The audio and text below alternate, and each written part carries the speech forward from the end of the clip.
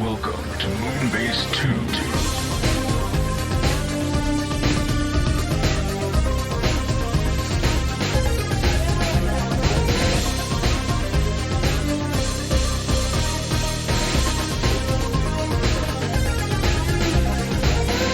Hello, everybody, and welcome to the Moonbase 2 podcast. My name's Andy, Corporate Commander, TFW, and I'm joined, as always, by the windswept fellow himself. It's Mikey G. Wolf V3. Hello, Mikey. I'm blowing in the wind. Thank God it's in the wind. I'm blowing up a train. No. I'm... Mikey the hijacker. Come on, you tell me you wouldn't want to see that. Mikey the hijacker. I'd be fearful for everyone involved. Just jump on, I want nothing, and crash the plane. Or crash the train. Oh my God, what are his demands? I want nothing. Oh God. Oh God. What do you want? Carnage. That would be like sending the plane into a nosedive, wouldn't it? Whee! I want you all to become fossils. My God. That's Have you actually heard of not... is that a Rabbit? terrible premise for a supervillain? He wants to turn people into fossils? Basically Sauron, isn't it? Or Sauron, rather. I don't know. I only remember him as the guy from the cartoon who drained people of something. Like he put his hands on their head. Energy, It was life, okay. I've seen him in a couple of comics, and like the one thing that stood out was one where he's turning people into dinosaurs, and Spider-Man's like, you could do anything. You could have cured cancer, you could have cured AIDS, you could have cured starvation. And there's this pause, and Sauron goes, I don't want to do any of those things. I want to turn people into dinosaurs. Mm-hmm. That's the famous clip, because it's great. Yeah. It's a fair point as well. You know, do what you're passionate about. Don't let society force you into roles that you don't want to do. Am I right? Yeah, exactly. If you feel really strongly that there aren't enough dinosaur people in the world, you gotta do what you gotta do. And to be fair, from Sauron's perspective, he's not wrong. No, there aren't. There's like one island. Yeah, there's the one island. I don't think they're people. I think he's the only dinosaur person. Yeah, well, right? there's Stegron as well. There's a Stegosaurus. So guy. we've got two, and then the next on the list we have normal dinosaurs, which are contained to that island, and Devil Dinosaur, who's from another dimension. Yeah, so does that probably counts? We can't be dimensionalists or anything like that. Got to be inclusive to the dimensions at the very least. There's that T-Rex Batman they're after introducing. Is that a thing? T-Rex Batman is a real thing.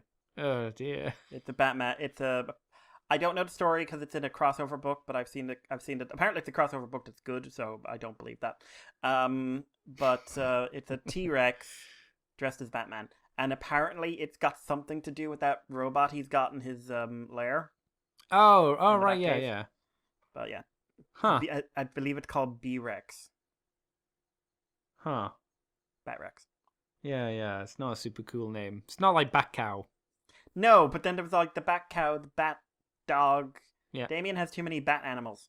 Yeah, it's because he has no friends because no one likes him. No, because he's a shit.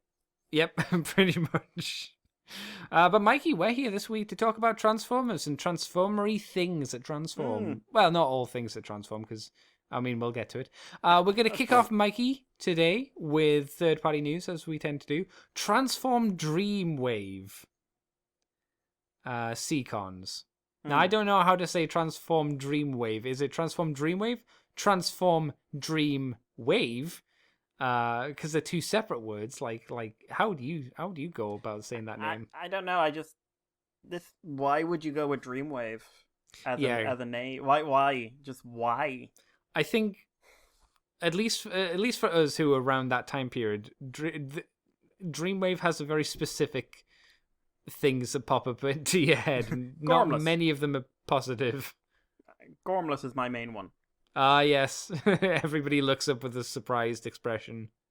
Confusing. Yes. Nonsensical. Terrible art.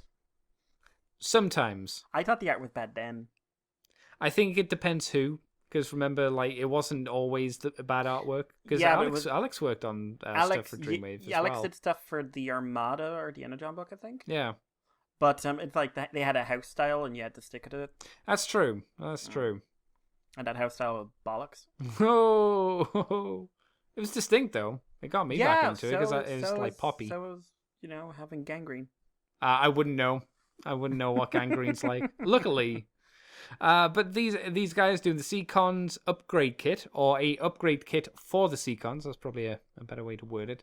So Mikey, do you have the Unite Warriors Generations Select Seacons, the new ones, Combiner Wars Seacons, those guys? I do not. I am trying to find the money to get the Unite Warriors Generation Select Seacons piece per second.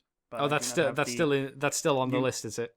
That's still on the list. Okay. I'm trying to sell a bunch of stuff at the moment, so it's kind of like, if I sell stuff, y'all are purchases, man. The purchases. I'll have a question for you then at the end of this. This is the TCW -10 kit. From the looks of things, the TCW-10 kit will include thigh covers for the combiner mode, an all new torso piece, a new head, toe pieces, ladies. And a new sword, elbow support pieces. Ladies that love toes. And a few small pieces to support the other joints. What forums are you on? The best ones. Ladies, I could offer you many things. Riches, pleasure, sensuality. But have you seen... Fishy toes. My toes. Fishy toes. It's not just toes. You got to remember these are from climb fish. Things with these nails. Yeah. You get some bad toe jam in them, I'm going to tell you that. Okay, how do I put it? Fishy toes is generally considered bad. Yeah. Hygienically, I mean. And if I was a woman and someone said, look at my fishy toes, my response would be, I'm getting me coat. But what if you're showing a lady that you have webbed feet?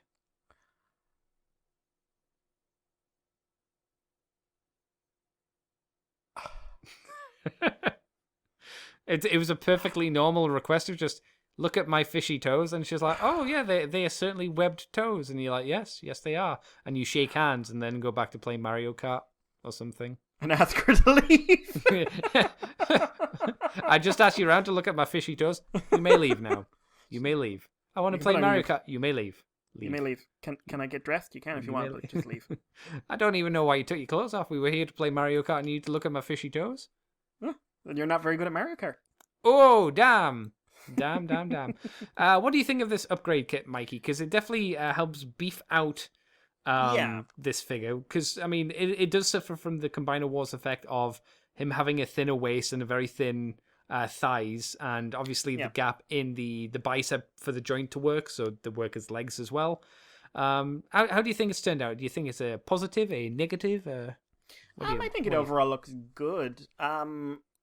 I think the big thing for me is it fills out the thighs. Yes, that helps a lot. The chest and the head, now they do look technically better, but I don't mind how they look in the original toy. So for me, it's not a huge improvement. What about the groin, like the waist? Yeah, again, that kind of falls into the thigh thing for me, because it's a very, considering it's based on a Combiner Wars toy that was, or based on a Power Primes toy that was based on a Combiner Wars toy. And one of the first Combiner Wars toys, it wasn't the cleanest waist anyway. Yeah. So it's nice to fix that up. Yeah, with a bit of the old hip skirts, the Gundam hip skirts. Yeah. But the sword I like, but there's nothing here there's nothing individually that would make me go, I think I'll pick this up. Okay. What about you? I think it really does help. I don't have the toy. I think this nicely rounds the figure out. Again, like you, the thighs are good. The extra bit for the bicep joint, I think really helps flush out the silhouette of the figure. I'm not really sure. No. That's right. The feet looked pretty terrible before. The bigger toes, I think, again, help the proportions on this look a lot better. Because they just used the feet from Abominus, didn't they? Right? I think they were new feet. Were they new? Yeah. Okay. I don't remember them clearly, but I these believe they were look quite nice. I remember individual toes. Okay. I'll take your word for it then. I will say I don't think they are very impressive being held as weapons by the guys. Yeah. They're fine, but they're not great. In turtle mode, it helps Turtler out a little bit, but not a massive amount. And the other bits are just kind of thrown higgledy-piggledy all over the place, which is fine. Overall, it's kind of a middling, okayish set, I think. But the price is not cheap for it, I will say. Oh, God. What is it? The grey prototype images, the painted pictures are going to surface at some point. It's priced at $64.99. Oh. So it is. I think it is a bit rough. There is a lot of plastic here, but 64 seems, at least from my perspective, a little bit on the high side. No info on the date as far as I can see, but yeah, it apparently someone on the forum said on BBTS it's going for $44.99, so I don't know which is right here. Yeah. But yeah, 44 is better. 44 is probably more in the this is a viable upgrade kit kind of thing versus 64. Would you agree with that? Yeah, I would agree with that. Yeah, so hopefully it is 44 rather than in the 60 range. Would you be interested in this then, Mikey, if they did it in God Neptune colors? Not for that price. Okay, even 44. 44 is one I would accept it's worth the money, but probably not. Okay, that's fine. That's fine. What if they tailored all of the accessories to combine with Cilia instead of Turtler? Just what we have her as the core. Yeah. Well, no, I was thinking more like it gave her like leaves. a throne to sit on. Like she leaves, by the way. Did you know that? What do you mean? She leaves? Well, God Neptune combines, and she'll frequently leave. What do you mean leave though? Like so just disconnect? Like she sees Scuba and decides she wants to chase Scuba, so God Neptune's hopping around on one leg. But yeah, like at the throne or something, yeah, that would be a giggle. But, yeah. Won't happen, but it would be better than what they did with because I never liked the it's a weapon thing. I was just like it's a block. Mm-hmm. It's not really a weapon. I mean, you can see what they're doing. I will always give them credit for trying to turn these things into something. I just think usually they don't turn out looking great, but you know, at least it's better than it just being a lump that you just throw in a box somewhere. You can do something with it, even if it doesn't look amazing. You know. Mikey, do you want to take us on to the next bit of news? Yeah, so we have images of Kang Toy CT Chio 03 Firmament, which is their version of G1 Dive Bomb. This is a highly, highly stylized version of Dive Bomb. And he is, of course, going to form Thunder King, who is their version of Predaking. So yeah, like sort of the big takeaway in this is that boy got wings. Yeah, I actually thought he was meant to be Deathsaurus until I read the story, to be honest. Yeah, like, the first picture, I would not have said Dive Bomb at all. Like, no. But as I scroll, like, you see him in arm mode, you see him in, like, his standard thing is that his wings sort of fall back on top of themselves. Mm-hmm. And he does look more dive bomby, but I think it's going to rely on the colors because he is very, very stylized. But you can fold the wings in front like a shield. They're individually articulated feathers. There looks like some of those feathers come off for some sort of like shank weapon thing. And we see his bird mode, which has the ability to do something I've never seen a dive bomb do, which is stand up because it's got really big bird legs, and fold its wings up. Yeah, yeah. And then it's got... I don't know if they're trying to say this is a mode, but it, like, you can pose the feathers to sort of balance them in bird mode as well if you want. I'm not sure about him as a Predacon or him as, like, Predaking, because, hey-ho, another combiner. But, like, as an individual figure, he looks fun. Yeah, I would agree. His robot mode's got a lot of aesthetics of... Beast Machine's Megatron to it, especially when you fold the cape in front of him, and I get a bit of a Ratbat vibe from the Generations redo of him from Scourge, if you remember that. IDW, was that what you... Senator Ratbat, basically. Senator Ratbat, yeah. Yeah, he's got a lot of echoes of those. And then, like I say as well, his bird mode feels very, very IDW Deathsaurus-y from these images. I'm sure closer up he doesn't have the dragon look to it, but from the kind of this is a longer range shot, he could easily have a curved beak or more dragon-shaped head to it, easily. Yeah. But at least it's different. I mean, I'm very much in the same camp as you, as like, another predicate, woo, another predicate. You know what we need, Mikey, for a combiner? You won't get, who do you think I'm going to suggest for a combiner? You won't get it. I guarantee, no. I'll give you 2 more chances. I guarantee you won't get it. I'd put money down you wouldn't get it. I'll put down £50 if you get it in these 2 money. guesses. You're gonna put down money, are you? I promise I will give you money if you get it in these 2 guests. You won't, but go on then. God. £50, Mikey. Animated Jetstorm and Jetfire. Whoever they combine into. No. It is a full team. A full team of 5. I think it's a 5 team. That Elita 1 combiner? No.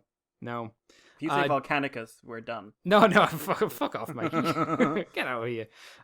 It maybe has echoes of Volcanicus about it. What I was going to suggest was, do you remember the Fans Project prehistoric combiner done in the G1 style? Oh, God, that thing that was the Glacier Lords. Oh, God, no, now I'm sad. Yeah. This is why I was like, I will put down £50 if you guess this, because I would be surprised, because I wouldn't have guessed. I would suggest the Glacier Lords.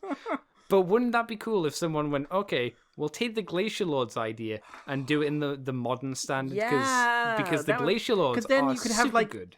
Then you've got your G1 Glacial Lords and your Generations Glacial Lords. Yeah. I think that'd be neat. I want the Glacial Lords. Yeah. They were so cool. They were. They're a great little toy set. I every time they come on sale, I have no money. Oh, that sucks. But I'm just like, and they come up with that whole fake story about you losing one in a sea. Yeah. Like that. Do you remember how they did the boxes as well? How they printed the boxes so they looked like they were sun damaged and water damaged. But then I was like, we've lost the elk. He got lost in a box, but fortunately we had a Korean box as well. That's right. Which they got Chris in on, and people believed him for years. Until he came out on Twitter and said, like, it was a lie. Obviously. It was marketing. Obviously. Think they had why would the Korean box be different? Mm-hmm. There's no licensing going on here. Yeah. But, I'm sad. That was so cool. Yeah. See, it tickles your boat on 2 fronts. It's different, and it's kind of your secondary genre, prehistoric shit. But no one does mammoths and things like that. That would be so. Oh man, if anyone's listening, seriously, please, I will buy it. Yeah, the closest you get is Big Convoy, and that's about it. And the Dinobots, and then nothing else really. Because we don't really get saber-toothed tigers, do we? Catilla? A couple of the rampages have been redone into saber-tooths. That's true. That's fair. But fair. I want a proper giant shouldered short tail kind of monster thing.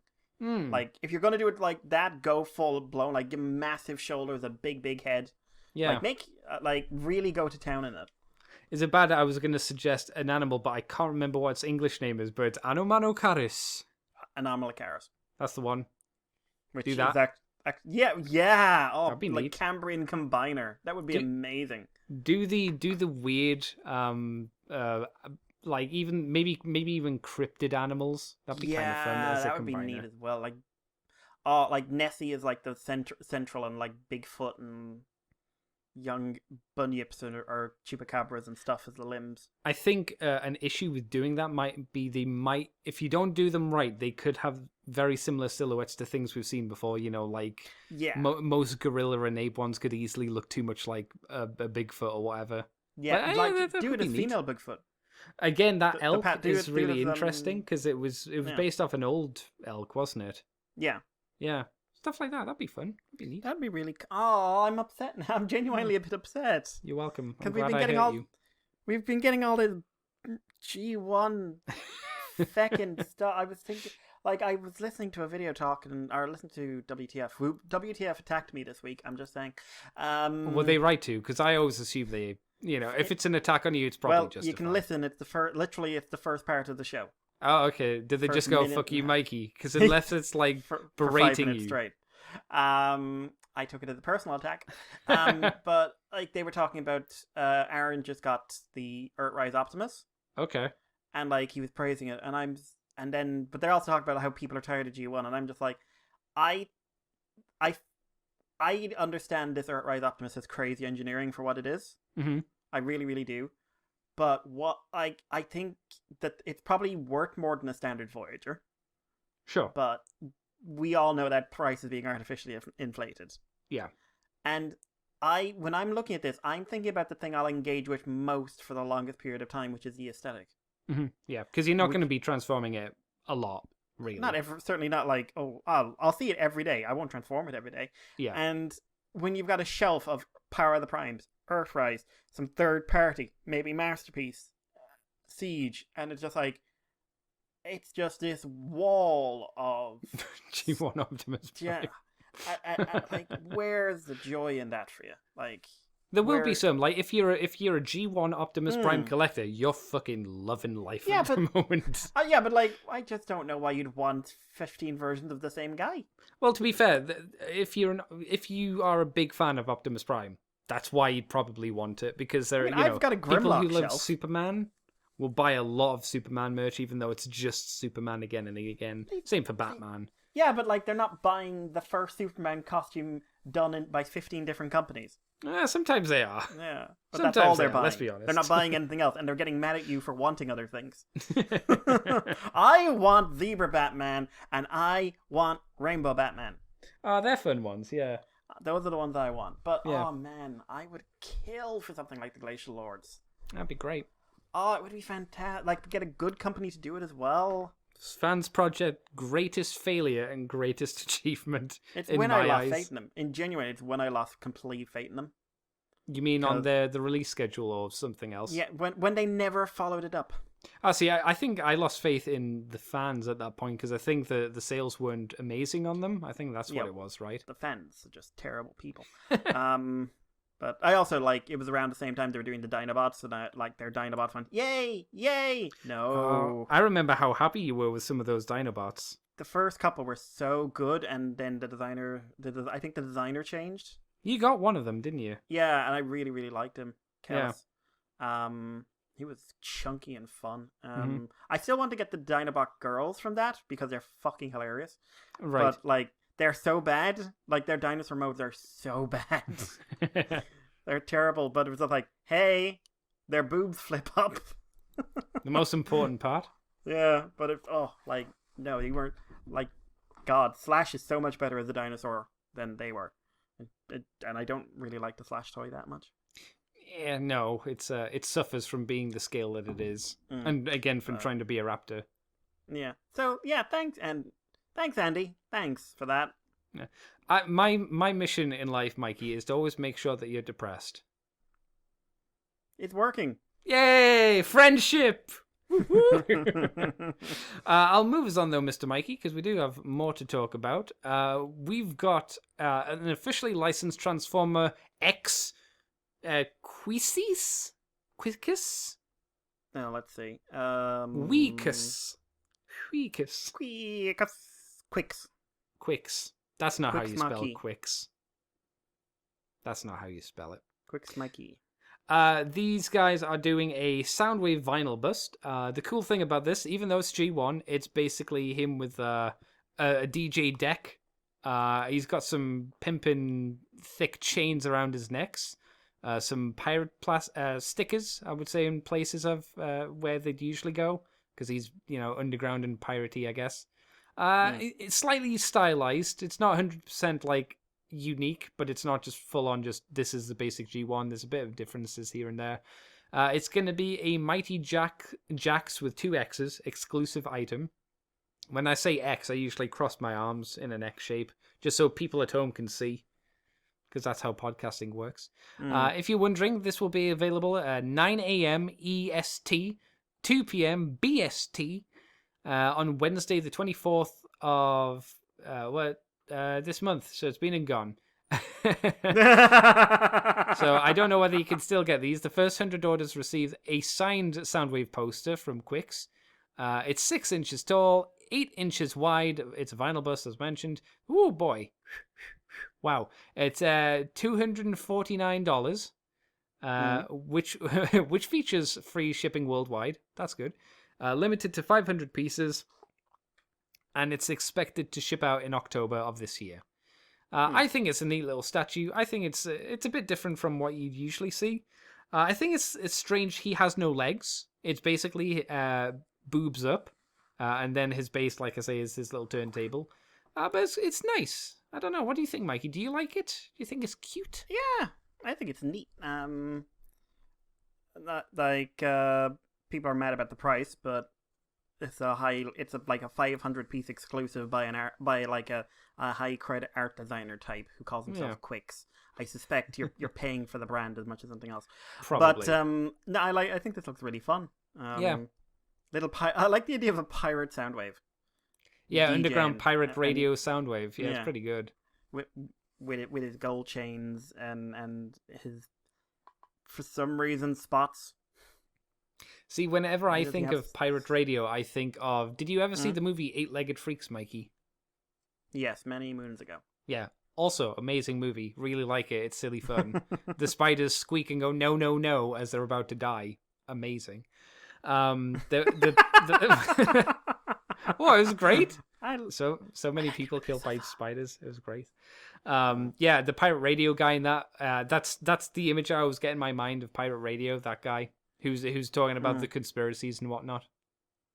So the Soundwave probably talks about conspiracy theories as well on his pirate radio show. We can only hope. Mikey, I saved the story for you because I know you like flame toys and lament the fact that they're not cheaper or that you don't have the money for them, one of the two, or both. So take us away. Yeah, there is a new repaint coming. Flame Toys Kurokara Kuri line did their Star Saber there a while back. It went down real well. And they are repainting him into a sort of semi-nemesis version that might be based on an e-hobby exclusive version of the Robot Master figure. So this is a black and purple repaint with some teal mixed in there because so you're going to leave out the teal. Decepticon logos, basically just sort of turns them into the Angel of Darkness. No release information. It is going to be limited edition. So probably convention or store exclusive. Not much else to say in him, but it's a good color scheme for this mold. Yeah, did you ever see or own the Robot Masters exclusive dark version? Yeah. I always liked it. I had the regular version. Oh, I had both because I was like, I really liked that Star Saber toy. This was before I owned the OG one. I was like, may as well get this one. So I've got both versions. The dark version looks really good as well. So when I heard the rumors that this was going to be a thing, I was fairly sure it was going to look nice, and it does. It still looks very pretty. I don't know why they decided to add like an effect on some of the purple parts to make it look like they're glowing. Is that where lights, LEDs are going to work on the toy? Yeah, it's okay. I think it's the idea like he's glowing with power. With Dark Energon. Remember when that was all the rage? Dark Energon. No, Red Energon was the best one. No, Red Energon. Dark Energon was the best because you had the guy who played Megatron in Wolf Cybertron screaming about Dark Energon all the time. Oh yeah, Fred.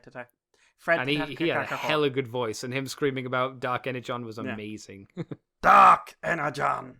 That's a really bad impersonation, but I appreciate that you tried.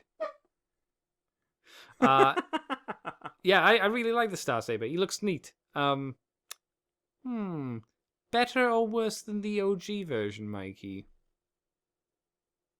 I don't think better or worse. So you go for the pussy answer of or. Or. I'd rather have the original myself. Because it's murder Starscream, or Star Saber rather. He would murder Starscream though, to be fair. So you're not wrong. He would. But I think this is really cool, and as long as it's not too expensive, it's another shot for people to pick up this figure. Yeah, I would agree. I would imagine it'll still be expensive though, just given the nature. Oh, it's online exclusive as well, isn't it? So it's probably going to be more expensive, one might assume. Yeah. Yeah. But yeah, and their Optimus came out, and I didn't realize. Oh no, is this an exclusive? No, it is. It is. Okay. Yeah, and but the Optimus came out, and I watched a review of it. He has so many accessories. Ones that the original one didn't have, or well, it's the Kurokara, so it's stylized, but it's got like Optimus's axes, and he's got like animated axes, movie swords, like everything is referenced. Everything. But yeah, the model kit for G1 Optimus is out in Japan, I think, but hasn't hit here yet. Oh, okay. because shipping. Yeah. I need to pick that one up because I have a plan, but Ooh. that is a detailed plan which will have many twists and turns. But Oh Lord. Okay. but yeah, I like this. Okay. Shall I take us on, Mikey? Plus, Right. So there were a few Generations Select toys that were shown this week. The first two that were shown were Exhaust, who's a redo of Wheeljack, who's the least interesting color version of Wheeljack you can get still. Slice is still the best. So they're doing him. There was also a redo of Ironworks? yes, That one. Yeah, Iron. I think it's Ironworks. They're doing him into Grease Pit. I don't think they've done any extra accessories for him or anything to make him unique. He's a straight repaint, which is a bit of a shame. Unless I'm wrong, is he coming with anything extra, like gas pump signs or anything? Do you know? Don't think so. No, I don't think so. Let's have a very quick look at the story. I didn't see him like with any new accessories. He should have them because he's meant to be like a gas station or something. But no, it looks the same.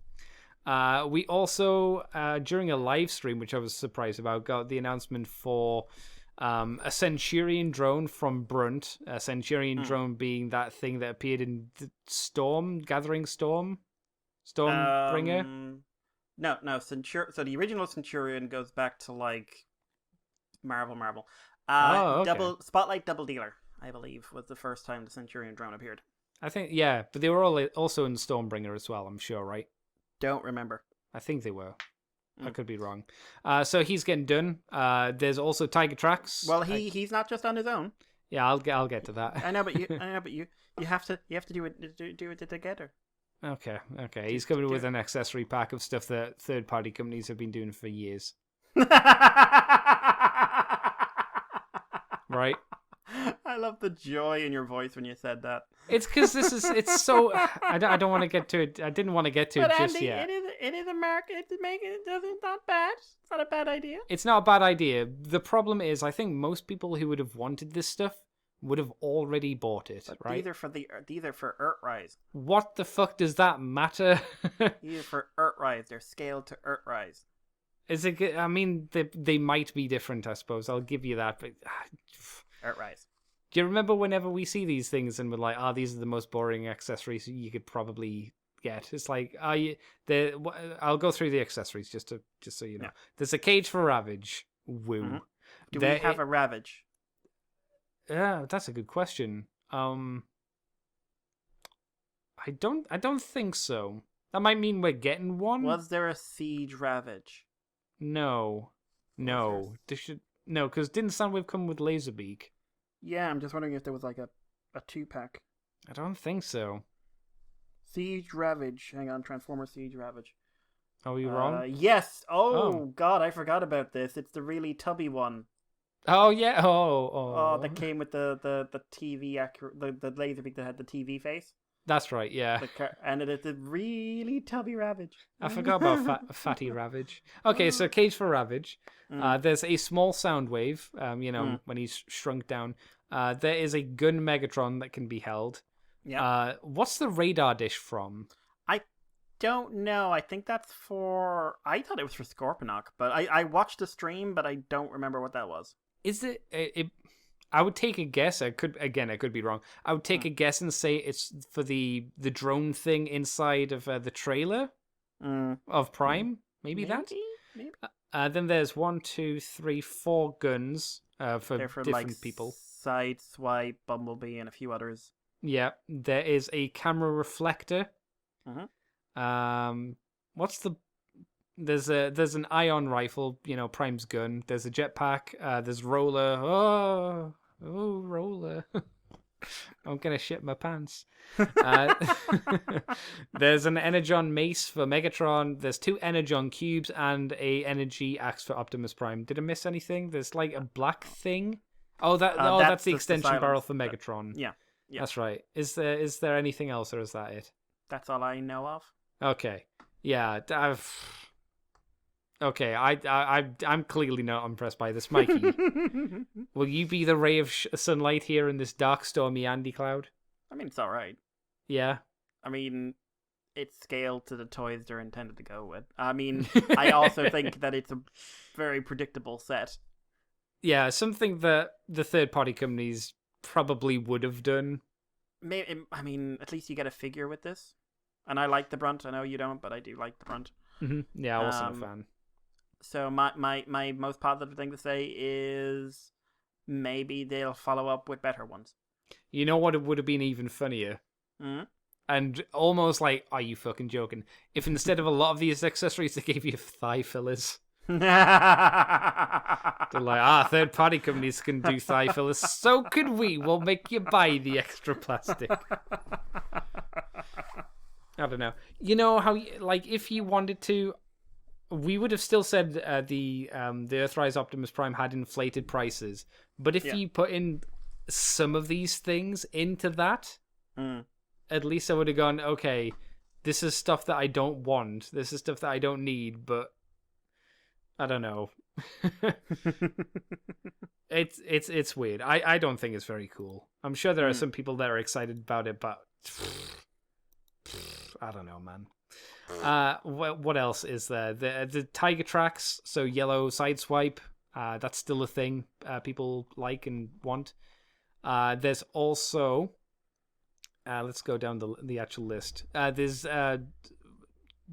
Deluxe Rotorstorm with the wrong head. The guy said online he's got an IDW head, and I was like, no, he doesn't. Don't lie. No, he doesn't. He don't doesn't lie.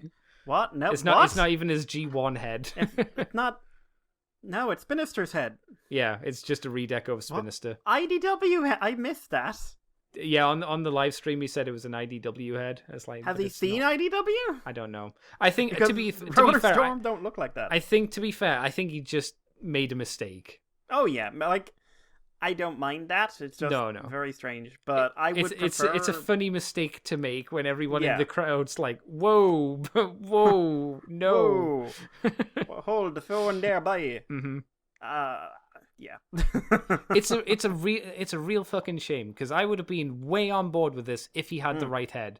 Yeah, otherwise the head takes away from it quite a bit. It really does because it's just a repaint. Otherwise, because the paint job is good.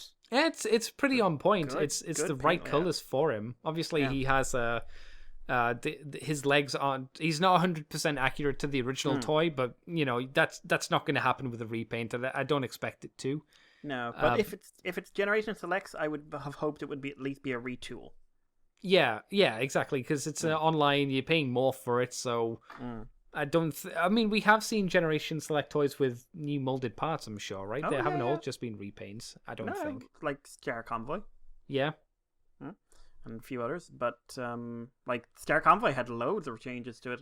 Well, that was a Japanese thing, though, really, wasn't it? Well, yeah, but like not anymore.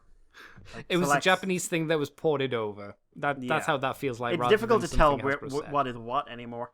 Yeah, I don't know. Super Megatron. Who? Ultra Megatron Omega. Yep. There we go. Yeah.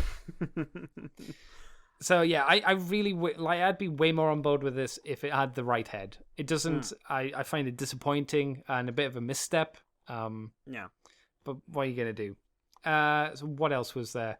Yeah. Transformers, Amazon exclusive. This one's an exclusive to Amazon. Excuse me. Earthrise alternate universe Optimus Prime. Yeah, they made the. Did you see the clip they did? No. Well, they had the scene where Optimus dies, right? Right. And they dragged it out, and then they edited it so the eyes turn grey and then turn black. Why? Apparently to make people sad.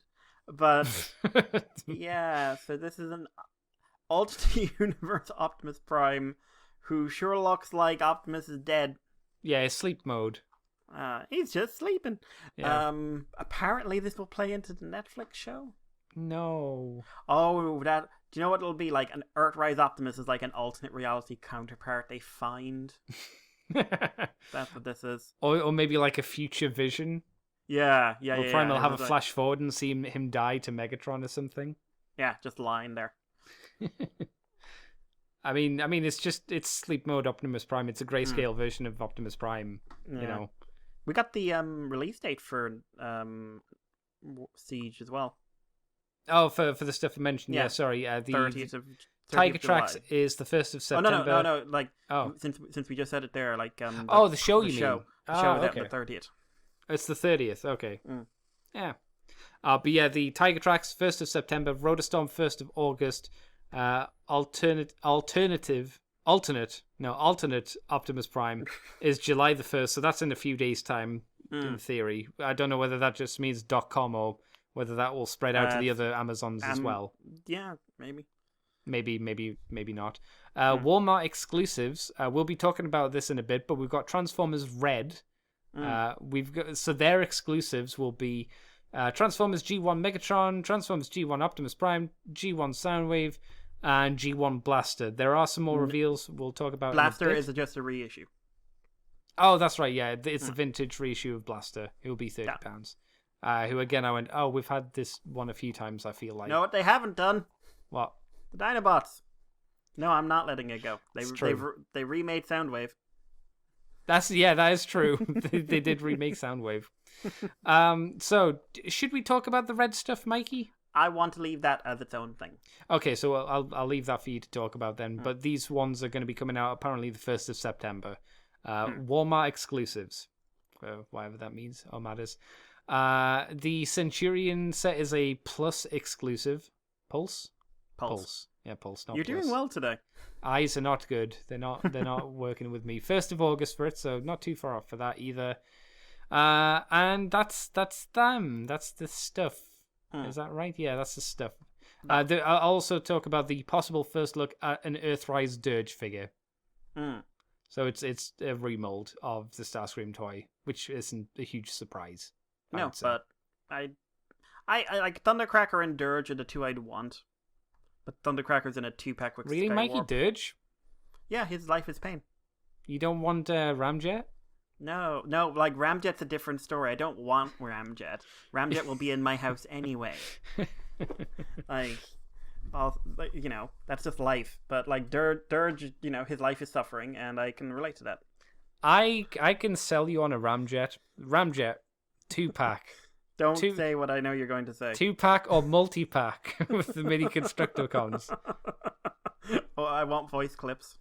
Well, they instead of transforming, you just have a button on them, and they just say "yo" and "what up." Yo, dog. Yeah. What up, Holmes? That'd be great. 4 of the greenest, whitest little robots. That's right. Hella white. Was there anything you wanted to say on these Generation Select figures then? Do you have any strong feelings about Tigertracks being a yellow sideswipe? No, I have to admit, they just made him yellow. Yep, they did. No, I don't. There were probably other things you could do for sideswipe. I don't know, but that's just kind of no. A Centurion, like I said, I don't mind the weaponizer thing. The Rotorstorm is just almost there. It's almost there. Yeah. Almost there. The exhaust, I'm a bit disappointed in.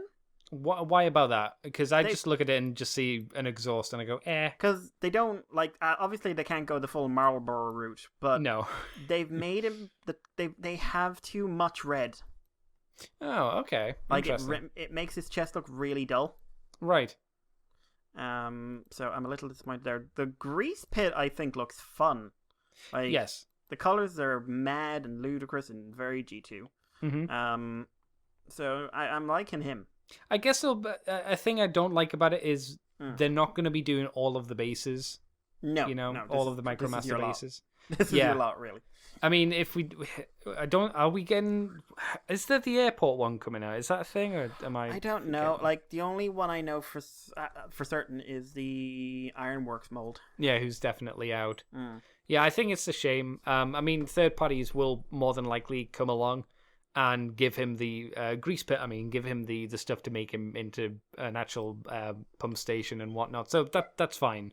That's how you would have sold me on Centurion. If you gave him the accessories, I would be pissed. But I'd be like, okay, there's the stuff. There's the reason to buy it. Centurion and grease pit. Baboom. The babushka. Babushka, my love. That's right. Yeah, they've actually done a good job making him look like the Minicon figure as well that he came with, because that's the same kind of color layout for the most part, because the Minicon, the Micromaster, I should say, had a grey head. He had a yellow chest with that same kind of pattern on the chest. Yeah. But then obviously they've got the blue in there for the grease pit mode. So yeah, it's not bad. It's not bad. Do you want to take us on then, Mikey? Because you said you had stuff to say about the red. This was actually announced a few days before. And we have a brand new Transformers line coming called Transformers Red. Now, this is an acronym for something, but do we know what it is? Yes, but I don't care. Robot something something. Okay. This is the equivalent of the Star Wars Black Series or Power Rangers Lightning Collection. Or the G.I. Joe stuff that's coming out at the moment. Because suddenly G.I. Joe is getting a whole new toy line. Yeah. And I'm sure May Cat somewhere is running around her apartment screaming like a mad woman. Well, she should be, because she should be most happy about there being Pimp Daddy Destro. Yeah, well, no. Pimp Daddy Destro, who I might add has an accessory which is Money on Fire, which is pretty good. Like, I wasn't super into that line, but Pimp Daddy Destro with Money on Fire is pretty hard to say no to be honest. Yeah. I might do it. I might. I know Jai's getting Cobra Commander. Yeah. Yeah. There's something off about that Cobra Commander design that just doesn't really do it for me. It looks maybe a bit basic, I guess, which is a weird thing to say, but there's something just not quite there with him. Yeah, but Transformers Red is a new non-transformable, fully licensed 6-inch action figure line for Transformers. I will avoid the joke. The obvious joke. Don't say it. Everyone has. It's not funny. Get fucked. Jesus. You heard me, world. Jesus. But so the basic concept behind this is making posable figures as toon or show or whatever accurate as possible. As they said in the stream, without the having the drawbacks of kibble and stuff like that. So they've revealed 3 figures. Megatron, Soundwave, and Optimus, all Generation 1, all very cartoon accurate to whichever model you happen to be in the mood for at the time. Because, hey, there's like 4 or 5 different Optimus Primes in that cartoon. Sure. And at least as many Megs. But bit of demonstration of articulation and accessories. They all come with extra hands. Optimus comes with a blaster and an axe. Megatron comes with a mace and an energon cube. Soundwave comes with a non-transformable laser beak and some weapons. And we get a demonstration of some of their basic posability. They don't look like they're pushing the boat in terms of posability. No. Look right angles. They do have ankle tilts, but Megatron and Optimus specifically, theirs look hindered because they're catching the side of the leg, and they don't seem to have hinges put in so you can take full advantage, which I think is a design flaw. Yeah. But Soundwave doesn't have that, so he's got much freer legs. Initially, I was kind of... My initial reaction was, okay, so they're going to, if this line survives, maybe something kind of interesting will come out of it. But this is going to be a series, like, I have railed for having a posable Transformers action figure line for years, so I'm really into the core concept. But I'm like, oh god, Andy, G1 all around me. Even more. Even more. And I'm saying this as a guy who wants to buy a G1 kit, but that's because I want to do something with it to make it cool, or completely ruin it, depending on your perspective. What was your initial reaction? Again, like you, I thought the idea wasn't terrible. I'm always a bit more wary of the Hasbro action figure line because I handled like a She-Hulk from years ago that came with the buildable The Blob figure. And I really wasn't impressed with how that figure felt and handled. It felt kind of cheapy in a lot of ways, so it kind of made me a bit gun shy to a lot of the Hasbro non-transforming toys, the more standard action figure-y kind of stuff. So when I saw the images, it was very much the gut reaction of here's more G1. We're gonna, oh boy, I can't wait for the Starscream and Soundwave to come out, and obviously they showed a Soundwave. We got some more info, which you'll talk about in a bit, I'm sure. The figures don't look too bad. I don't like how they're doing the thigh cuts, as they're just a cut in the thigh, so when you swivel the thigh joint, it's going to off-center the squared legs, so there's going to be a off angles to it, if you know what I mean. It's going to look weird when you bend those or twist those. That won't look very good. I'm not sure why they decided to do that for the joint. Like you said, we've seen like more posable non-transforming action stuff, like the Kurokara Kiri sets and whatnot, are a lot more posable and look nicer. Do we know how much these are going to cost? I think we do, don't we? 1987 in dollars. Yeah. So how much is that? Much cheaper than a deluxe? I don't think it is. Here it's about the same price. Yeah. So I think it's for a much different audience. I'm sure there will be a lot of people who still will want this, but you're asking the same price for arguably something or a similar price. You know, Optimus Prime obviously is not deluxe price. Yeah. I mean, but, my posable figure line is very much Flame Toys. Yeah, exactly. So it's a good option, I suppose, as well for kids because it's fairly cheap and they can smash these together, and it's unlikely that they'll get destroyed as quickly as maybe a Transformer does with multiple pieces and whatnot. But I don't know. I'm kind of hot and cold on them. I suppose maybe mild. Right. Well, after initial reactions, we got a leak, which was confirmed, at least in part, by the stream. And the first wave or two are going to have a few outliers. So we've got basically the listing for what looks like a wave. So the ones not mentioned here are Transformers Generations Red Bumblebee. Not surprised. Yeah. A Transformers Generation Red action figure. I don't know if that's just a listing in case they don't have a price in it, or if that's something else. Yeah, that might be an unnamed one at this point, just like a placeholder. Soundwave, Megatron, Optimus, and here the interesting one: Transformers Generations Cheetor. Okay. And the one that got the blinking: Transformers Generations Red Prime RC. What's it mean by Generations Cheetor, though? What does that mean? Does that just mean Beast Wars Cheetor? I'm presuming it's just the baseline Cheetor. Yeah, I wonder if it was like a stylized version of Cheetor, or if it was just Beast Wars Cheetor. They're specifically saying they want these to be accurate. Okay, so it should be just the G1. Yeah. Sorry, it should just be the Beast Wars model. Yeah. Okay. But yeah, in the first opening salvo of this, we are getting a posable figure of Prime RC. Mm-hmm. Yeah, that's good. That is really cool. Yeah.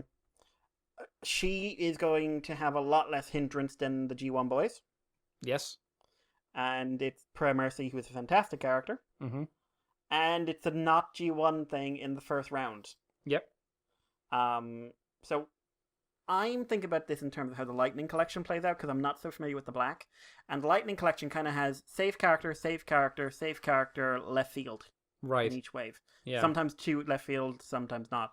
It's why we've got both Draken and Ranger Slayer out on official lines. Okay. They're not exclusives. They're just buy them. Mm-hmm. Or like, you're opening Lord Zed, White Ranger, whoever else was in the first thing, and then Doggy Kruger, Shadow Ranger. Like, you wouldn't expect Doggy to be in an opening salve of a wave, would you? No, not particularly. Yeah. So you got Doggy in the end, didn't you?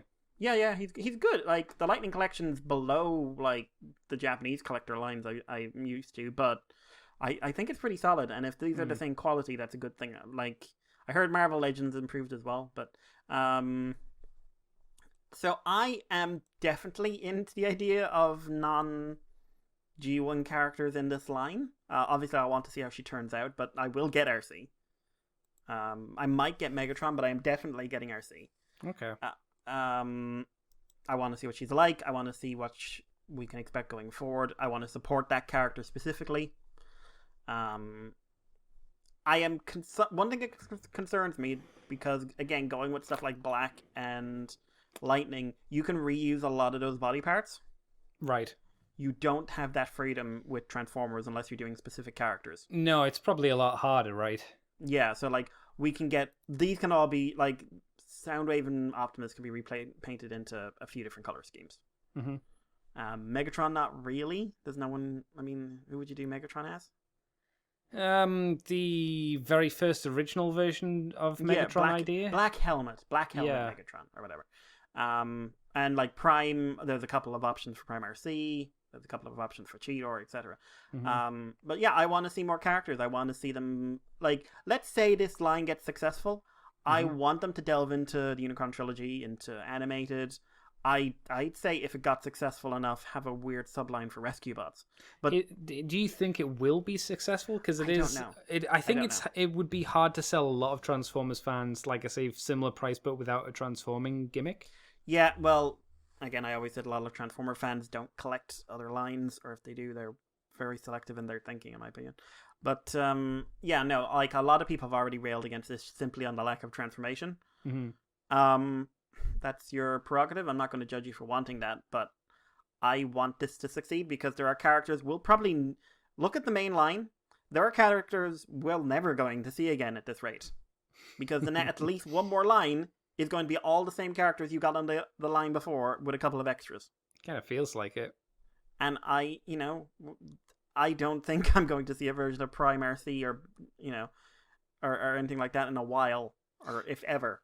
Yeah, Brickinator just put up a picture that made me go, wouldn't this be cool to get? Do you remember from Galaxy Force or Cybertron you had... Signal Answer. No, well, that'd be cool. Do you remember the Thunderblast crew? Do you remember, what was his, Gasket and the other guy, Crumple Zone? Oh, yeah, the red guy and the green guy. Yeah. They'd be cool. Well, when you say the green guy, I don't mean the green version, I mean his powered up version where he was dark blue and he had all the orange on him. That'd be cool. That'd be interesting to see. No, that'd be really cool. But yeah, there's a lot of like, it's one of those things, like, name a character you'd like to see, like, all the Cyberverse cast, all the animated cast, blah, blah, blah, blah, blah. Like, we could get, like, animated Cyclonus finally getting the figure or something like that. It's probably a lot cheaper to make these figures, I would guess, because you just need to get the CG render up and then just cut the pieces off, I guess, to make the joints, and then you're pretty much done, instead of, like, how do we make this a transforming thing that transforms? Yeah. One thing I'm curious about is if they're going to go down the Build-A-Figure route. Yeah, I don't really know who you do for a Build-A-Figure. I mean, just technically, like Macadam is a Build-A-Figure, and he doesn't transform at all, so... No, so, like, do Ultra Magnus or someone. Do someone who's naturally big. They might not even go down that route, because they're not doing that for G.I. Joe at all. They don't have a Build-A-Figure in them, so it might not be a thing they do. Neither do, as far as I know, neither do Black and Lightning. The Lightning, no. But it's an option there. But no, I think this is really good, and I think it's got real potential if it makes a go of it. But I would also say, like, this has early wave syndrome in terms of quality, or character selection, or engineering, both. But this feels to me like someone. Okay, we've got the idea now. Let's test it. Yeah. See how it goes. Yeah, I think that is a concern, to see just how they feel in hand, because it would be for me it would be a bummer to spend the money and get the figure and be like and it just not feel quite right, feel nice in the hand. And for an action figure, when that's all they are the hand feel and nothing else. And to be fair, I think you and I have been spoiled, Mikey. We've gone to the highest heights. We've gone to figure arts. And figure arts and Figma are really good. Yeah. For the most part. There are obviously failings here and there, but, I'm looking over on my PS4 at the moment, and I see Zip Panda. I see Kamen Rider Chronicle, and I see Dan, God Mighty. Yep. Maximum Mighty. Yeah. And they're both really good, so they won't be that, because it can't be. But maybe we'll keep an eye on the Red series. Hopefully they'll be good. Hopefully entertaining. Shall I take us to the last story, Mikey? Please do. Last story is TF Nation welcomes for their big broadcast streamy thingy that they've got going on. Corey Burton, the Corey Burton, the Burtonator, B Diddy, as he's also known in circles. B Diddy. B Diddy. Notable for, of course, being Shockwave in G1. And Autobot Human Ally Spite Wheatwiki, as they said in the live action movie. And he was also a lot of other guys as well, including Animated's version of Megatron, or Megatron, who was in Animated. He's done lots of stuff. Corey Burton's a big dude, famous boy. So that's quite nice, isn't it? Yeah, no, I think it's solid. Corey Burton, he's got a real... He did the best animated Ratchet before the better animated Ratchet. Yeah. I'm hoping that. Go ahead. I was going to say he defined what Ratchet is, really. That's true. That's true. Yeah, I was going to mention that. Hopefully, this leaves the door open for him going to the actual convention when it's a thing. So maybe it's the first step to getting him over to the UK. Maybe not, but it's a step in that direction. I would think. And that's it, Mikey. That's all of the news for this week, son. Yeah, reasonable week would be the way I put it. I would agree. So, Mikey, what you been up to this week? What you done for the fun? Let's see. Had family a lot. Who need to keep their hands to themselves. I will fight you, child, and I will win, for I am larger. Oh no. She has knives now. That is a problem. A knife! Oh no. No. But yeah, what did I get up to this week? Plowed ahead with me Gundams. I sort of decided this week to make it more Turn A than Zeta. Okay. And next week it'll probably be more Zeta than Turn A. So I'm about a quarter of the way through Turn A. Not a show I was expecting at all. Very, very different from anything I've seen in any real mecha. If anything, it kind of reminds me of the first 4 or 5 episodes of Gargantia. Okay. Is this a good thing or a bad thing? Yeah, no, I like it. I'm enjoying it. But it's a low-key show. I mean, basically, you're watching, at this stage, it's a Cold War. And there hasn't been any real fighting. There's been a couple of small scuffles. Most of the mech stuff is walking past each other and kind of like mildly comedic bopping, even though people are like, it confirms people have died in it. But so the basic premise right now is the people from the moon have come down and would like to take their place back on the Earth, please. No one would like to give them land. The high-ups on both sides are negotiating. Meanwhile, the militaries on both sides are bashing off each other, trying not to start a war, despite the fact both sides would really, really like to start a war. And both sides are really super racist. Okay. And everyone has kind of, like, this is the kind of gray area stuff I feel like everyone tells me Gundam is. Because there's no one who's a comedic bad guy. There's a comedic character, but he was just like a once-off. There's no major bad guy who feels like a caricature. Everyone feels like a real person. Everyone feels like they are. No side is good and no side is bad. Okay. We meet one of the moon civilians and he's like really apologetic, like he didn't really want to come here in the first place, but his government said they were doing it, and he's trying to. He's the one behind the infamous Turn A cow. Which back when I first saw a design of the Turn A with a cow in it, and I was like, is he shooting the cow? That's right. Yeah. I saw the cow. I got excited. Yeah. I still wanted them to fire the cow. But that's the last episode. Characters are fairly likable. The design aesthetic is very different, but I have to admit, like, I read somewhere like the Turn A is infamous for growing on people, and yeah, it's growing on me. Okay. And it helps. The animation is pretty solid. Pretty solid. So it looks pretty good. Only real negative so far, like, the pacing is, for what they're trying to do, is good, but if you're looking for a lot of action, this is not the show for you. One mild problem I have is some of the line delivery and music choices doesn't really suit the scenario. I think some of the voice direction was a bit too play at the same level all the time. Not always, but sometimes. Right. But no, Turn A, it's interesting. It's an interesting, fairly intelligent approach to this whole thing. It's also pulling the Prince and the Pauper storyline, but in an interesting way. I'm looking forward to continuing it on. I would also, as someone who's enjoying it, I would maybe like the Turn A to throw a punch. What's it do so far in the fights? Some fights it has punch, but nothing much. Most of the fights are kind of played more like stealthy. Oh, okay. Like the pilot Lauren's not really sure he could take anyone in a like 1-to-1 fight yet. Right. Which what little I know about the Turn A from like wider media, just like, oh, you're in for a surprise. But yeah, I like the weird designs as well. It's got a bit of that Zeta aesthetic to it. Yeah, I'm guessing the Turn X hasn't appeared yet. No, not even. No, I would be very surprised if Turn X is going to be in for a while. Yeah, because I really like the Turn X design. It's neat. Yeah, it was, from what I understand, it was designed. All the mechs were designed by an American designer. Oh, really? Oh, that's interesting. Who worked on stuff like Alien.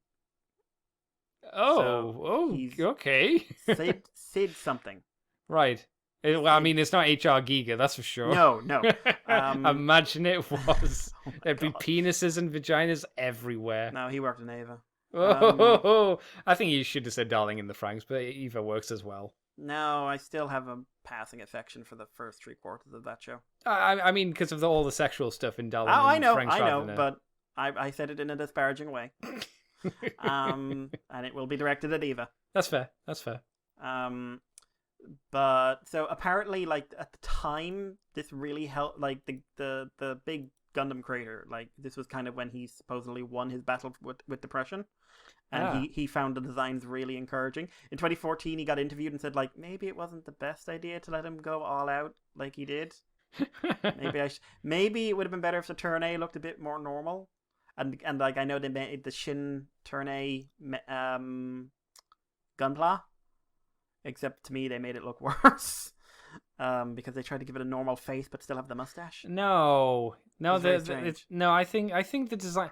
It's a super unique design, and if a purist doesn't like it, I get it. The only thing I'm not a big fan of is the crotch pit. Yeah, no, that's a bit jihadi. Yeah, it's not even just that, because with Jehudi, at least it kind of looked like it meshed with the design, even though it did just hang there. Yeah. Just because you can see the cockpit and you can see Loran, and it's just a normal skirt design. I kind of wish it wasn't there. I wish it was somewhere else, or like he was fully in the groin. He was thick into it. He wasn't just hanging out on the helmet, shall we say? That's when H.R. Geiger got involved. Exactly. I want him on the helmet. To come out, the cockpit had to extend back and forth. And every time it opens, it vomits fluid. Why does it do that? It just does. It's cooling fluid. Yeah, it keeps the machine. Why does the F-91's face open? Heat dissipation. Exactly. Yeah. Why does it moan when it does it too? Face opens. Ah! It's releasing high pressure air. Yeah, it's not that's moaning. The sound of air through small spaces. Yes, it's not moaning. But I need to sound like an old man, like. No, I want it like full on hentai sound effect. Ah.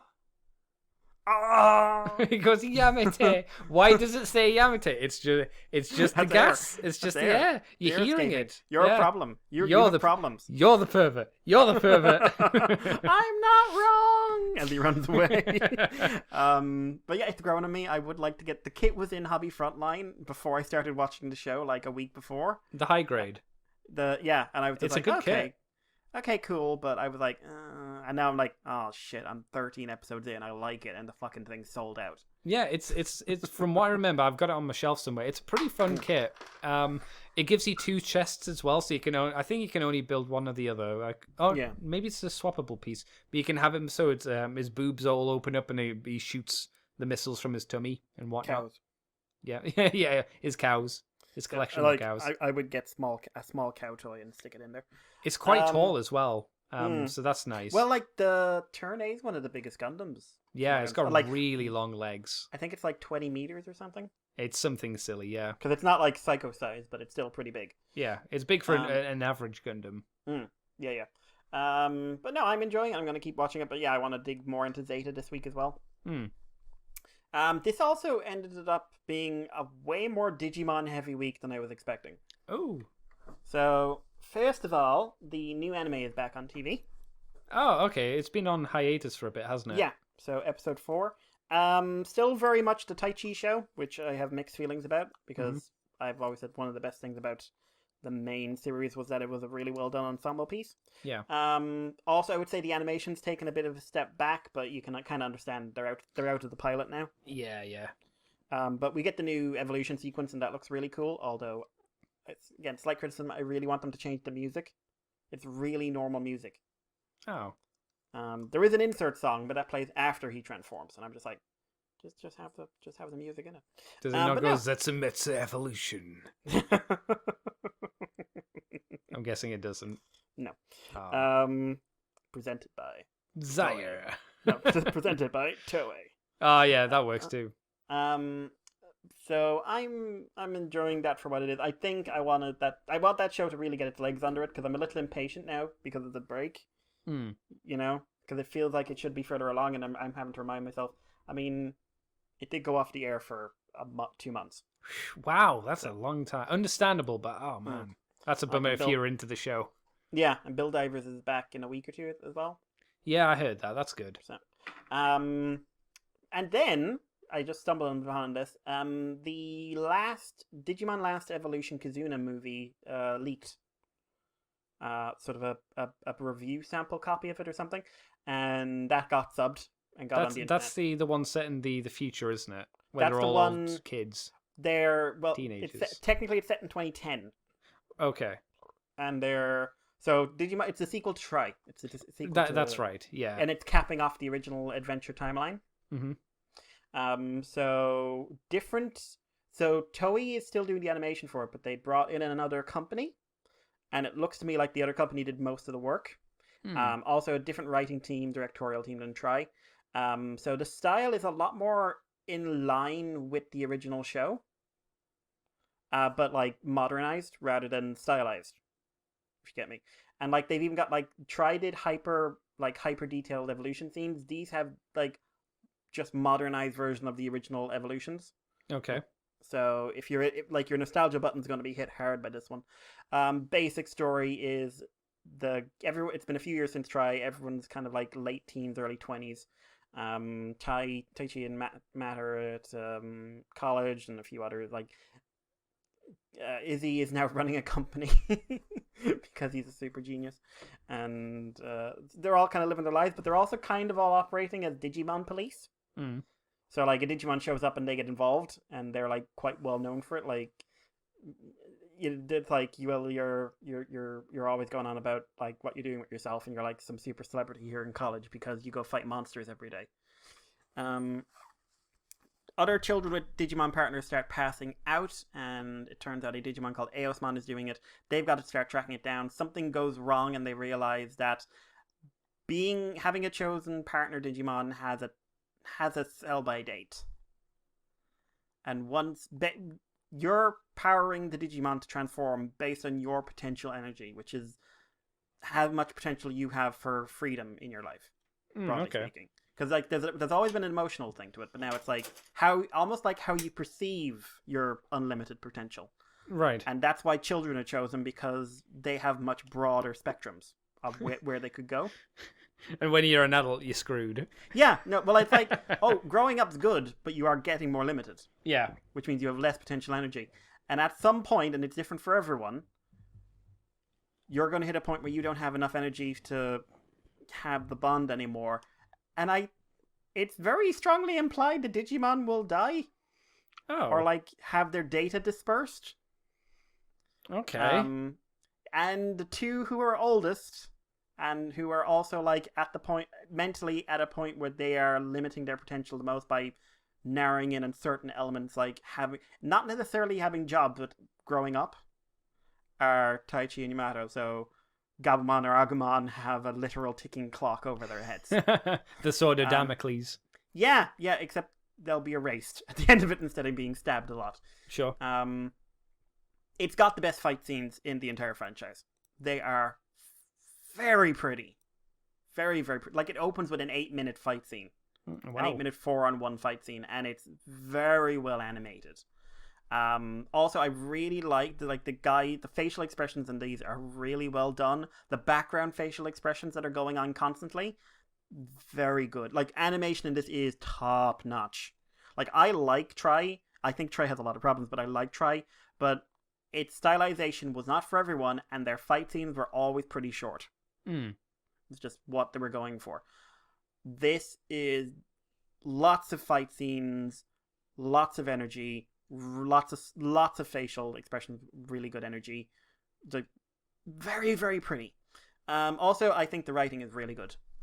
It's a very emotional story. It's it's really focused on two characters.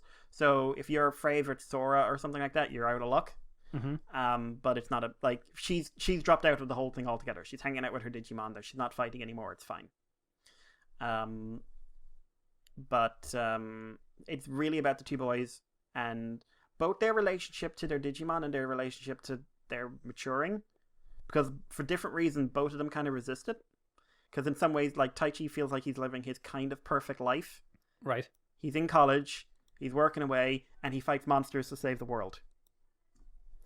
The Agumon and Gabumon both get new evolutions. A lot of people didn't like them. I like them. They're very humanized, but it works thematically. I'm surprised you like them being a more human look to them, to be honest. Yeah, so was I, to be honest. But I did like their silhouette. Their initial silhouettes aren't good, but once you sort of look at the details, there's a lot of like it is basically like they took War Greymon and Metal Garurumon and anthropomorphized them. So basically, someone's drawn porn of this already without realizing it.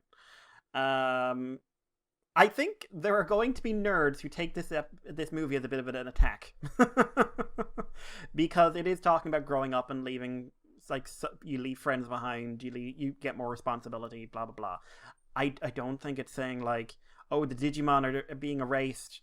That means that we can't have toys anymore and we have to be normal and have to grow up. I think it's saying like, growing up means you leave some things behind you, which you do. I thought it was very emotional at times. And I liked it. I liked it a lot. I think if it wasn't like, so they've confirmed that the ending. Oh, the 02 kids are in this as well, which people will freak out about, but I don't like them very much, so I'm fine. But like they've confirmed that the end of 02 is still canon, which I think is really important, because how this ends, if it wasn't for that, I think that would have been too heavy. Right. Like, stuff happens and it ends when like, I will see you again moment. But at the end of 02, spoilers for the second season of Digimon, it's set in 2028, and everyone's got their Digimon partners, everyone's together. Matt's an astronaut, Taichi's a diplomat, Agumon's a diplomat for some reason. I think he just wanted to wear the suit. Gabumon has gone to space as well. He also has a little suit. Right. Obviously. So, at some point, it will all work out, but knowing that makes the ending better. It doesn't detract from it. Okay. In my opinion. The other Digimon thing was my Figure Standard War Greymon Amplified arrived. What's the difference between the non-amplified and the amplified? So, there isn't a non-amplified would be the first one. Oh, and okay. The design's different. Like, the base War Greymon design is like very smooth and clean. This is kind of a hybridization of the Tri-design and the original. Right. So lots of big spike. Like, you will bleed on this toy. When I saw the title, I just assumed that there was some difference between them. It's referring to the stylization of the design. Okay. But yeah, so lots of panel lines and stuff like that. It's an interesting figure in a lot of ways. Big, way bigger than I was expecting. Like, it's at least Voyager size and a lot broader. Right. Not the heaviest toy for its size though. The build is unusual. Like, the knees are very strange. How you put the knees together. This feels like a concept piece, if I'm honest. Like, it looks amazing. This is the best the character has looked, in my opinion, as a design. Right. But like, he's got double jointed knees, but you can't really use the double joint because of how the legs are attached in, and they don't really look very good when you do try to employ the double joint. That's a shame. He's got all the arm articulation, but because of how his shoulder pylons work, his arm articulation ends up very limited. He's got butterfly joints to bring his arms forward, but there's nothing to fill in the back of those joints. So from any angle but the exact front, you've just ripped his shoulders off. It's not like you need it for stuff like if you want him in a drill pose or something like that. Also, his head articulation is limited and becomes more limited when you put on the shield because the hair catches off it. It sounds like a lot of this model kit suffers from being based on such a bulky design. Yeah, and I feel like they got a bulky design that the guy either on the model kit design team or the character design team, which was one of the original Digimon designers, they didn't really get how to translate it into a functional model kit, because they're like, looking at this, I can see exactly how they could have done it. So it's really more of a semi-static piece. Like, it composed, it got, like, good spread. Whoops, leg just came off. Hey, it's a model kit. But, like, I really like it, in all honesty. I really like how it turned out. It's just, like, I'm very aware of the fact this is not an action figure. Yeah. Like, this is the first time of any of the model kits I've handled where the fact it's not an action figure is really up in front. Because, like, anything else from Figure Eyes, from Gundam, Flame Toys, like, it feels like it feels as good and as solid as anything else. Mm-hmm. This feels like it's a model kit and it's a first round. I'm still super, super curious about Metal Garurumon, because one, he's going to be huge. And two, like, they're really advertising him on his posability and stuff like that. So I really want to see how he turns out. This was an education as well. I tried a lot of new things in terms of, like, I tried masking for the first time. Yep. Worked on the nails, kind of. If I was able to line over the splashes out. When I tried it on his back, I tried for 2 hours and I couldn't get it to work. Right. It just constantly, maybe it was the wrong masking tape, maybe it was the wrong paint. I am going to be trying spray painting at some point.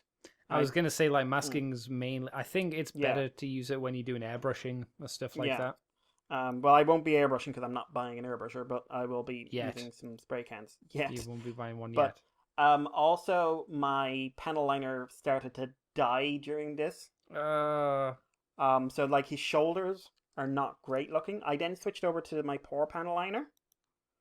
So, which basically means I then had to learn how to... Because he doesn't have any recesses, really. Right. He's got grooves, but they're, like, three-dimensional. There's nothing like, here's a channel going down. You just have to follow lines. I had to basically learn how to use it properly. Mm-hmm. I'm getting there. I'm not 100% there. The cleanup's an issue, but it was a very educational build. I think at some point, if I get good enough, I will redo him. But I definitely the one that taught me the most out of any of the ones I've done. So I'm really glad to have him. And, like, I've been wanting this for ages, so I'm really, really happy to have him. I'm disappointed he's not as good as he could be, but like I said, like, I'm getting a lot out of him as he is. Okay. Yeah. But yeah, so I was thinking about getting the Omegamon, but, like, I've heard really bad things about that, and I know why. I know why, because it's a 2005 design. They've scaled down. Oh, right. Okay. From a different model kit line altogether. So, but the Metal Garurumon, it's from the same design team, and Imperial Dramon's going to be out as well. So, like, I hope this continues, and I want to see what they do. So not just Gundams, but Digimon model kits as well, and now stuck in your future. Basically all model kits. Like, I have no wall anymore. As it should be. Like, I want to try different lines and get as much experience. And there's loads of designs I like that aren't in, the top 2 lines or something like that, And you know what the problem is, Mikey? You can't really sell a model kit after you've made it. No, I've got it for life. Yeah. You can try and sell it, but that's not easy. During the week, I finally found, like, apparently this might be official as well, which really surprised me. A model kit of Shattered Glass Optimus Prime that's a little chibi thing. Okay. I have to sell stuff to get the money for it, but and it's got, like, LEDs, like a little SD kit, but it's to go with my Nendroid Akane. Of course. So, completely untested line, which I'm going to try because I can build it. I tried Motoroid. There's a few retro lines I want to try. There's that Gridman coming out. I want to try him at some point. Yep. Like, I'm basically open to anything right now. If it's a model kit, I will give it a go. As long as it doesn't require, like, stupid level skills to paint it. But yeah. And like I said, I'm going to try something with spray paint soonish. As soon as I get all the bits and bobs sorted. So that will be probably a pretty big project, but if it works, it should look pretty cool. And if it doesn't work, in education. What about you, Andy? What did you get up to? It's just been a regular week for me for the most part. We did a comic show. Or I put up the comic show. Did we do it? Or did I just put it up? That was a week and a half. No, we did 2 weeks ago. Okay, so I put up the free version. That was something I did. I did a podcast today with Mr. Gruff where we were talking about Skaven Slayer, which is a Warhammer book. That'll be on his Patreon on the Fluff and Hammer. So if you want to go over there, that's where I'll be. Did I do much else? It was a lot of like surviving the heat, and then when possible doing garden work, which takes a hell of a long time because there's so much garden. Steam sale was on, so I've got some new Steam games or games on Steam. Steam's closed typically at the moment, so I'll need to open that bad boy up. And how many of them are porn games? None of them, because you don't do much in a porn game, so I don't really buy them. I just have my porn separate from my games. I got those because I bought a charity thing. Okay. You don't need to. You don't need to defend yourself for me. I didn't realize I was buying porn for charity, but I did buy porn for charity. You don't need to defend yourself to me. You just need to defend yourself to God. You fucking sinner. Filthy pervert. So things that I got were Duke Nukem 3D, old school Duke Nukem, because it was like £1.49 or something. I've picked up Dusk, which is a first-person 3D game styled after the kind of Quake, old school Quake games, but with like new gameplay sensibilities and whatnot. So I'm looking forward to playing that. And I also got River City Girls. Have you heard of River City Girls, Mikey? No. 2D beat 'em up, based on a very old game I hear, where you play as two girls trying to get back their boyfriends who've been kidnapped. Think Streets of Rage, but there's also a bit of leveling up, and you can buy moves and stuff and all that jazz. And it's got quite a fun anime storyline to it, so it's quite good. It's quite entertaining. I'm enjoying it so far. But it's that kind of simple kind of side-scrolling beat 'em up kind of stuff. But you can actually do like juggling and stuff in there as well when you purchase different moves, and you can extend your combos with wall bounces and stuff. So it can be quite deep the further you get into it and the more moves you buy. So I've been doing a bit of that. And more painting. I've been when I've had free time, I've been getting in more painting, and I've painted up 9 more chain rasps for my night horns, which is nice. Getting through them slowly but surely, as they say. And I think that's probably it, to be honest. There hasn't been a huge amount. I caught up with 01. I'm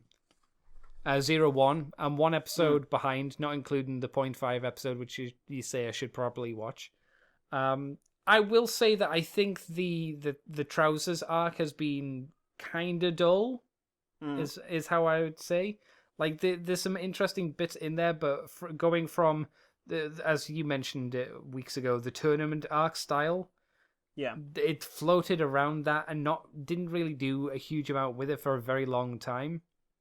It was all kind of a build up to get Yuya and Fua finally to break away from Zaya. That was the main kind of thrust of that. Yeah. But apart from that, it's just been kind of, I wouldn't say dull. It's not been bad. It's just been slow. And now we've got back to the Metsubo Jinrai stuff. I think it's picking up, but obviously it's got back to that, and we've gone on a break, and I'm like, of course. Of course. We've got Naki as well. Is it Naki? Naki, yeah. Yeah. Did you get like Super Naoto vibes from her? A little bit. Yeah, that's not a bad thing. No.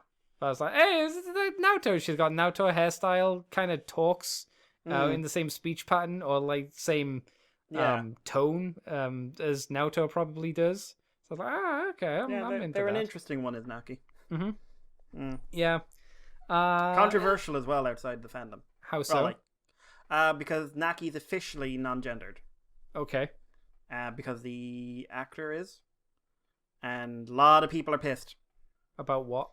About them being non-gendered. Oh. They're based on a robot, so who cares? I don't care, but... A human gear. It's an android that has decided not to be a boy or a girl. I don't really care. Yeah, it doesn't really matter. I doubt it's even a big part of the story. So no, so far it has not been mentioned once. No, it's just that the producer came out and confirmed it or something like that. I kind of shrugged to that and go, yeah, okay, fair enough. Cool. Yeah, pretty much. I actually quite like Naki. From the small amount we've seen of Naki, sure. There's just obviously I'm like 1 episode behind when they've made their return, so it's hard to really pin down like they're a great character or anything like that when all they've been is a voice in Fu's head going, do what Saya says, blah, and that's been about it so far. Yeah. That's been it really. That's been the week. As I say, not desperately exciting, but that's the world we live in at the moment. I might pick up some more Steam games as well, because there are a few more on sale, which I like the look of. And I'm in that kind of hole now that I finished DS9 and I finished Kamen Rider. I'm like, man, I'm really unsure what to watch now. You could watch DS9.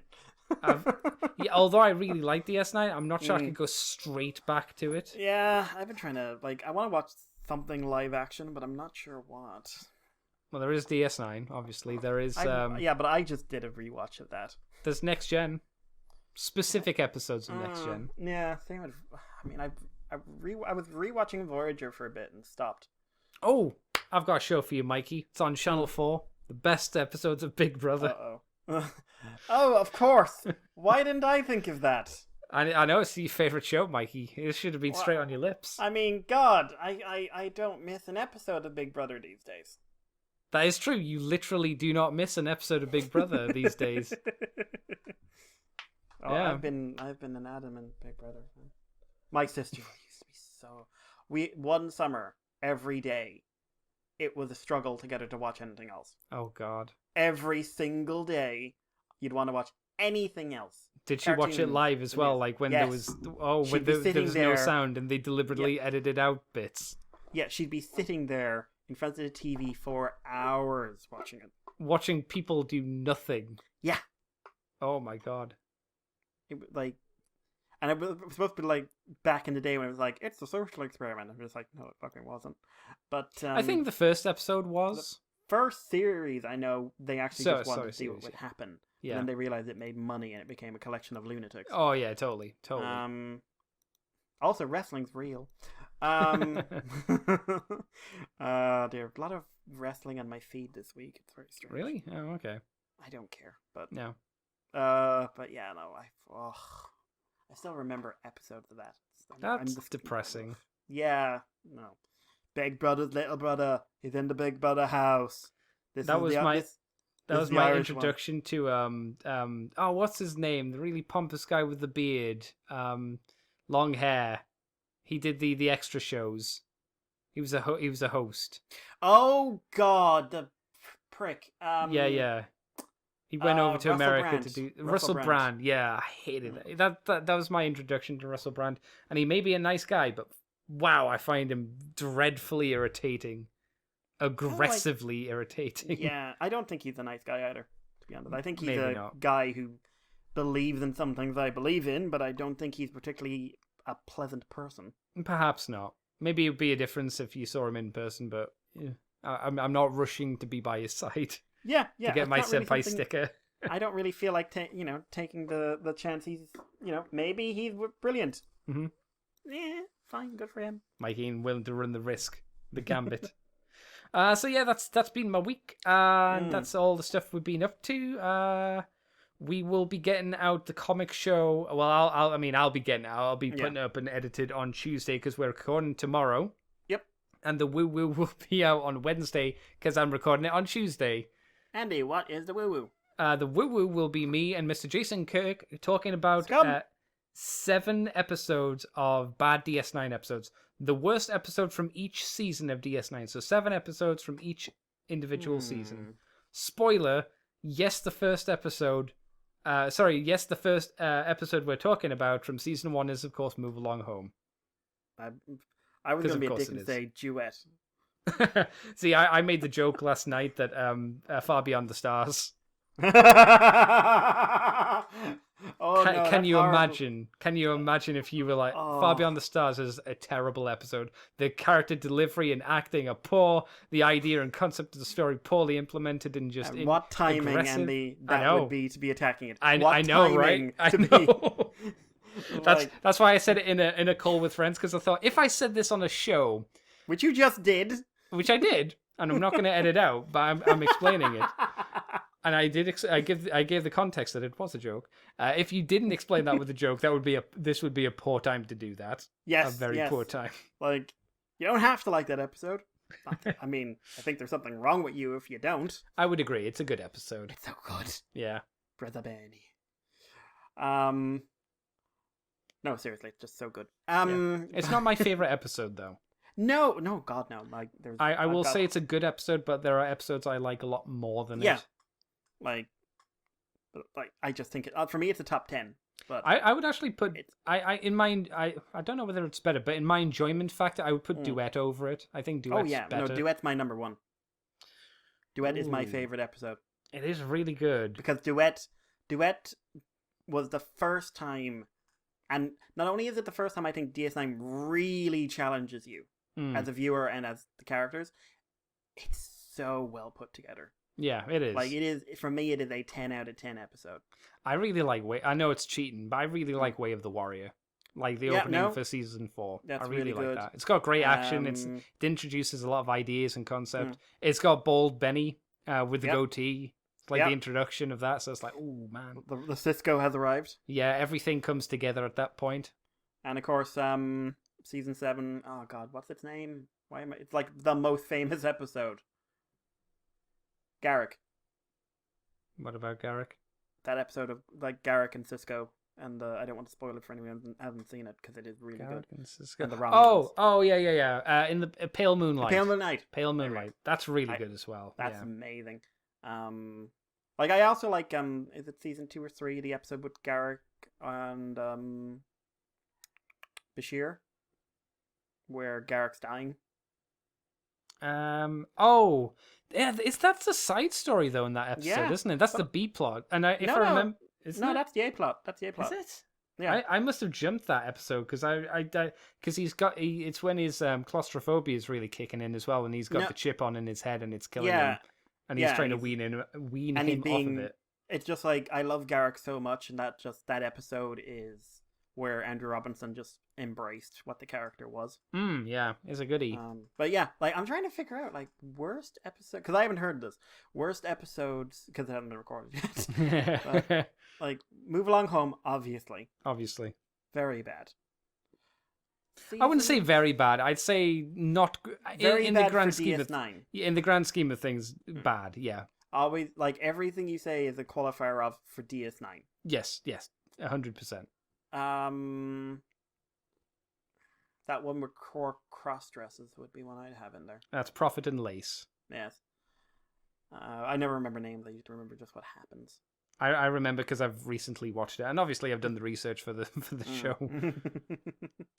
I don't like the one where Ezri has the psycho killer in her brain. Yeah. I don't like. I mean, I'm not crazy about Ezri anyway, but no. Obviously, the one where they go to the sex planet and the wharf and the sex planet. You mean Riser? It's a sex planet.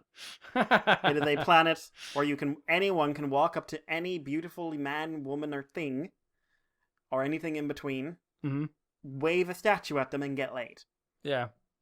It's a sex planet. The only person who's ever gone to Risa and not gotten laid was Picard. No, it was Worf. Oh, no, he got Jadzia at the end. No, that's fine. Yeah, because they went skinny dipping. That's right. But it was Picard. Yeah, He's he almost got Vosh, but then no. He went there to read. Don't want none of this hoity-toity sex nonsense. I've got a book to read. I heard a great thing during the week because the SS Debris, a reviewer I watch, he's on the first episode of Picard. And he's not judging it yet. He'll do like a summation at the end of it since it's a new thing. But it was just like people say that the speech in episode 1 that Picard would have given to the Romulans was good. It wasn't good. It was terrible. The thing was he was giving it, and he could make any speech but good. Like he could tell you what the time was, and you'd think it was amazing and Shakespearean. And it's just like, there's a lot of truth in that. Yeah, it's not unfair. I'll give you that. There should be a video reviewing the Picard speeches, which were actually good, and which were just, Patrick Stewart showing what he could do. Yeah.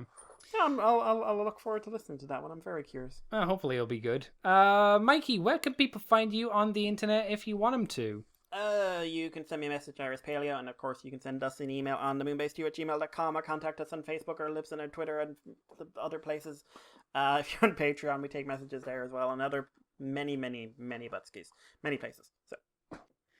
So if you want, you can find me on Twitter, CCTFW, on YouTube as Cobra Commander TFW. You can find the podcast, like Mikey said, on Twitter, iTunes, Facebook, Libsyn, YouTube as Moonbase 2 Transformers Podcast, Patreon as Moonbase 2.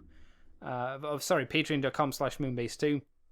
$2 each month, you get the extended version from the Files to Teletran 2. You get it a week early, and you also get the Moonbase Woo Woo. And you can also head over to ccbunker.weebly.com to see the other stuff that I'm on, as as long as it's not Patreon locked and whatnot. So thank you, Mr. Mikey, for joining me for the show for this week once again. Thank you, Andy, for having me. And until next week, everybody, we will catch you for more Moon Poop 2, and hopefully I'll have some new anime to watch or something like that in bed. Hopefully. Everyone Google anime sharpener. Yay! You are now leaving Moonbase 2.